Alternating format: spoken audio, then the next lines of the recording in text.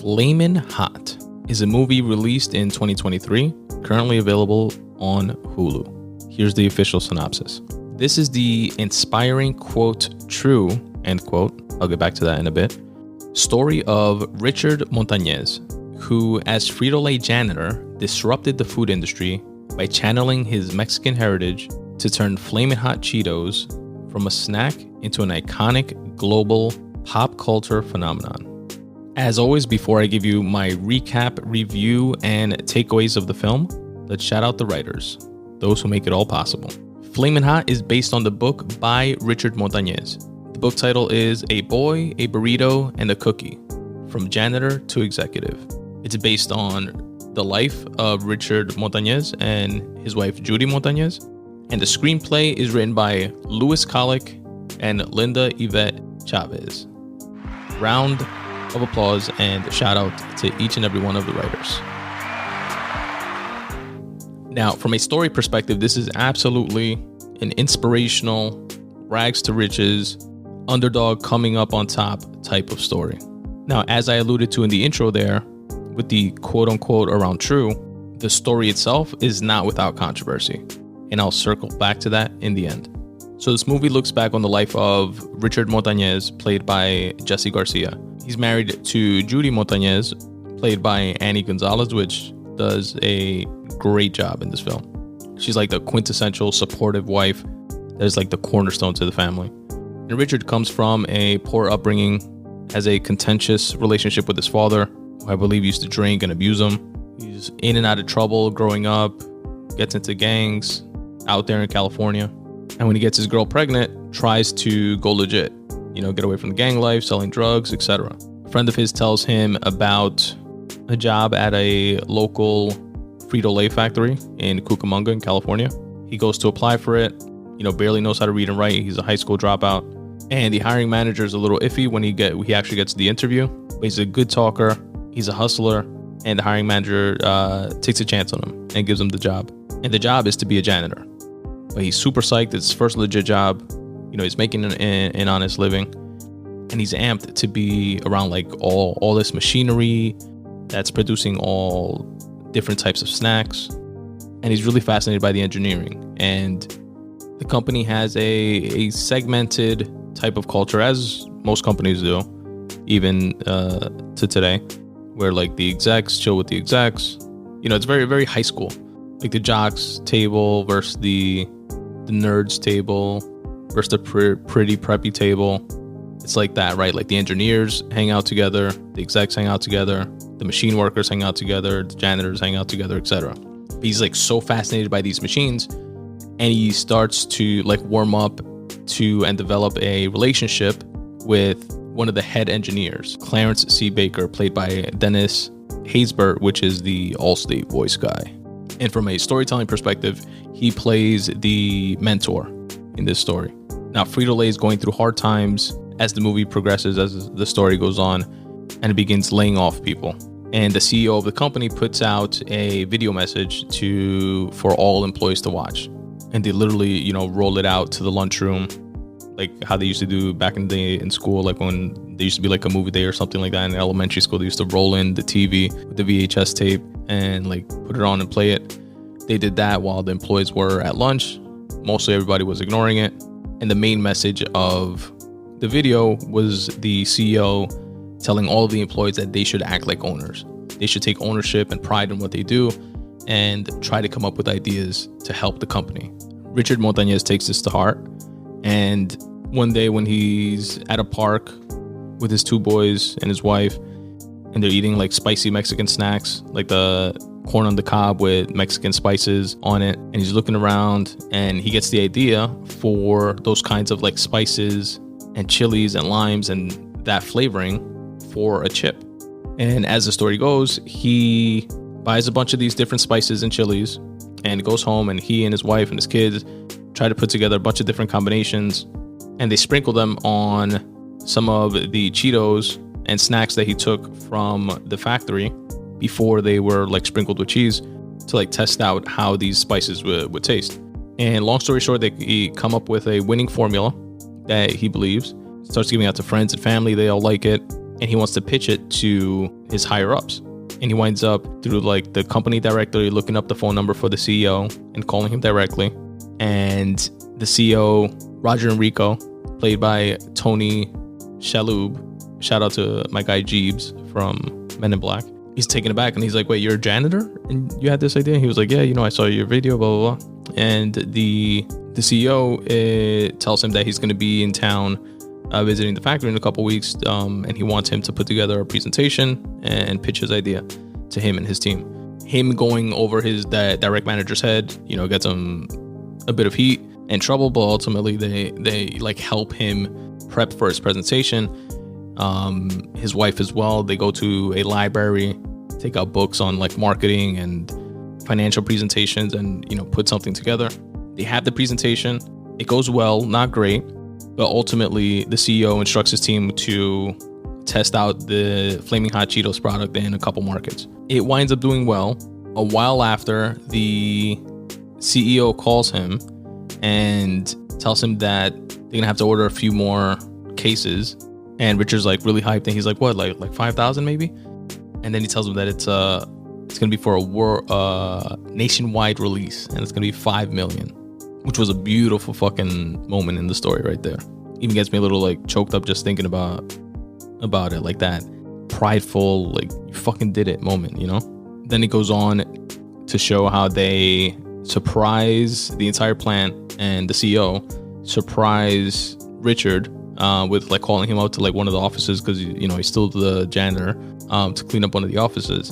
And then the CEO is there and tells him like a touching little monologue, and then on the door of the office that he was called to go clean, he like slides in the nameplate of Richard Montañez and asks him to like join his like executive team. Then he calls his wife and tells her the news, and the way he tells her the news just like makes you fucking break down.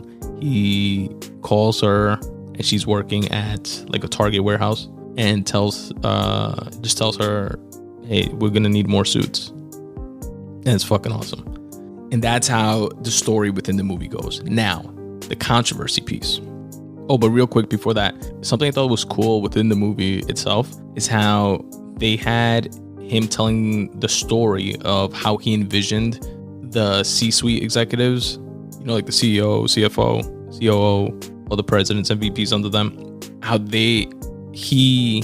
Richard Montañez envisioned them in their board meetings, but he would describe their conversations like if they were like cholos and they would visually show these execs talking to each other like, you telling me Nabisco is stepping on your turf and you're letting them come into your territory and make more feria homes? We gotta bring it to them fools. Like shit like that. And then it would like go back and they would act it out, the way they actually did an actual like corporate speak, quote unquote.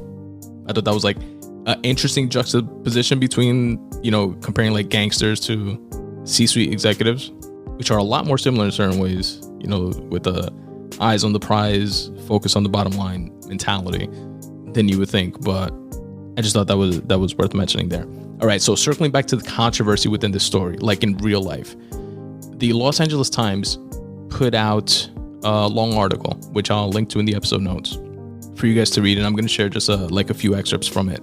And it's ultimately refuting that Richard Montañez created and came up with the idea for the Flamin Hot Cheeto. Remember, there's a book out about this and the story of the creation of the Flamin Hot Cheeto by Richard Montañez. And, it's out on the Penguin Random House imprint. There's the movie, which I just broke down for you guys, which is available now on Hulu. And Richard himself, Montañez, has been making these claims since like the mid to late 2000s. That's how he gets like speaking engagements for like 10 grand to 50 grand per appearance, speaking about his experiences going from a janitor to an executive at Frito-Lay, PepsiCo, which is fact. But here is the official corporate response from the Los Angeles Times investigation into the story. Quote, none of our records show that Richard was involved in any capacity in the Flamin Hot test market, end quote. Frito-Lay wrote in a statement to the Times in response to questions about an internal investigation whose existence has not been previously disclosed. Quote, "We have interviewed multiple personnel who were involved in the test market, and all of them indicate that Richard was not involved in any capacity in the test market. That doesn't mean we don't celebrate Richard," the statement continued, "but the facts do not support the urban legend." Now, that was the company's official response.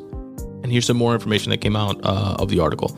Flamin' Hots were created by a team of hotshot snack food professionals starting in 1989 in the corporate offices of Frito-Lay's headquarters in Plano, Texas. Now, real quick, in the movie, they allude to this group trying to come up with a spicy snack for Frito-Lay at the same time that Richard Montañez is coming up with, like his Mexican spices at home with his wife. And they kind of show them in like lab coats and trying to do it, very scientifically and with chemicals and stuff like that. That's how they depict them, at least in the movie. Now, going back to the article. The new product was designed to compete with spicy snacks sold in the inner city mini marts of the Midwest. A junior employee with a freshly minted MBA named Lynn Greenfeld got the assignment to develop the brand. She came up with the Flamin' Hot name and shepherded the line into existence. And this Lynn Greenfeld was the person that initially reached out to Frito-Lay when she started hearing about Richard Montañez's story and how he claimed that he created Flamin' Hots, which is what led to that internal investigation within Frito-Lay and ultimately this LA Times piece and that corporate response from them. Now, they do support the fact that obviously, and states in the article, Montañez did ascend from being a plant worker to a director focused on marketing. And he also pitched new products and initiatives. And the company officially went on to also say, quote, "We value Richard's many contributions to our company, especially his insights into the Hispanic consumers, but we do not credit the creation of Flamin' Hot Cheetos or any Flamin' Hot products to him." So all that definitely throws shade on the story as we know it from the movie and Richard Montañez himself. But now, here is some more information on the flip side that kind of throws shade on the whole corporate narrative there, which initially, very quick aside, kind of gave me the impression of, which by the way, take it with a grain of salt because I kind of want this like feel good inspirational story to be true, but ultimately, I mean, it is what it is. But my initial like knee-jerk reaction was, okay, I see what they did there. Took his idea, didn't obviously give him ownership in anything, threw a few bucks his way, gave him a title, let him pitch additional ideas and stuff like that. But on paper, on Brad, it's the company brass gets the credit on paper. And that's why their official line is, we cannot confirm nor deny him creating this, etc., etc. But I digress. Now, something else that does not help Richard's story is the fact that they say the company records show that, and I'm kind of rolling my eyes to company records from the 1980s, but company records show that the initial test market for the Flamin' Hot Cheetos were rolled out in the summer of 1990. And Richard's story, according to his memoir, as well as in the movie, say that he was inspired to create the Flamin' Hot Cheetos by the film that CEO Roger Enrico put out. But that film was not distributed to the employees until December of 1990, so 6 months after. And then 6 months after that is like the timeline of when Richard Montañez said he came up with the Flamin' Hot Cheetos. But according again to those company records, they were in test markets 6 months before. Also, when Flamin' Hots in the summer of 1990 were rolled out into those small test markets, Robert Beebe was the CEO of Frito-Lay, not Roger Enrico. But Roger Enrico was the president and CEO of PepsiCo on the beverage side. And then he later that year took over as the CEO at Frito-Lay. Now, here on the Montañez side of things is another executive by the name of Frito-Lay executive by the name of Al Carey. He was at the company for 40 years. And he was a top executive at the time of the Flamin' Hot development and completely corroborates Richard Montañez's version of the events of the creation of the story. The article goes on to say that in 1990, Carey was working as the vice president of national sales And Enrico went in and promoted Carrie to oversee vending machines in their like warehouse division. And then Carrie ultimately became the president and CEO of Frito-Lay North America in the late 2000s. But Carrie early on met Montañez at the Cucamonga plant back in the 1980s when he was an exec and taking a tour of the plant. And Montañez called him for advice on pitching his idea for the spicy Cheetos. And Carrie was the one that told him to call Enrico directly. And Carrie completely corroborates, again, Richard's version of the story. Now, what exactly really happened those decades ago? I definitely don't know. It's probably some gray area third version, somewhere in between the two sides of that story. But what I do know for sure is that Richard Montañez had a 35-year career at Frito-Lay, PepsiCo, and he went from being a janitor to the VP of multicultural sales at PepsiCo, which is the holding company of Frito-Lay. And before he rose to that role, Frito-Lay had 3 Cheetos products. And after he rose to that role, Frito-Lay has over 20 Cheetos products.